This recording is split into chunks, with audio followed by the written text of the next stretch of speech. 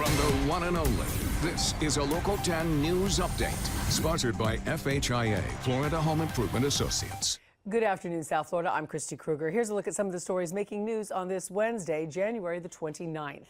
An Amber Alert has been issued for this newborn baby just 1 week old, as well as his father, Ernesto Caballero. They disappeared from a home along Southwest 187th Avenue in Southwest Miami-Dade. That's where a triple homicide happened on Tuesday. They might be riding in something like this, a white Chevrolet Express. It has a Florida tag, HETY13. If you know anything that could help, call police right away. And panic in South Florida as people felt the effects of a huge 7.7 magnitude earthquake that hit the Caribbean yesterday. The epicenter of that quake reported right between Cuba and Jamaica. Hundreds of people, though, spotted evacuating buildings in downtown Miami and the Brickell area. No injuries reported.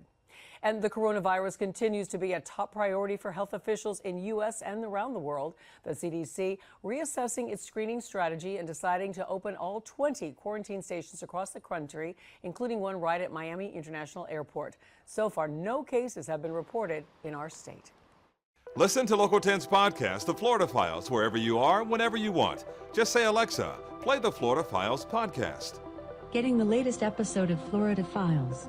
Here it is from TuneIn. Previously on the Florida Files. Or just ask Siri, I want to hear the latest Florida Files podcast. Here's the newest episode of the Florida Files. Get the Florida Files on Alexa, Google Home, or Apple devices just by saying play the Florida Files podcast. The Florida Files from the one and only Local 10.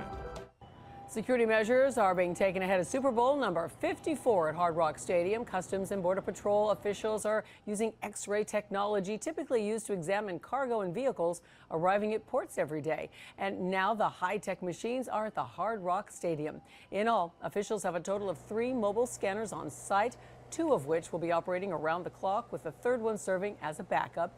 Individually, these scanners will cost about $1.2 million a piece. The federal agencies are stepping in to share the resources with local agencies, which may not be able to afford that kind of amazing technology. As breaking news happens, we have you covered on air and online. Head to local10.com for more local news coverage and updates all day long.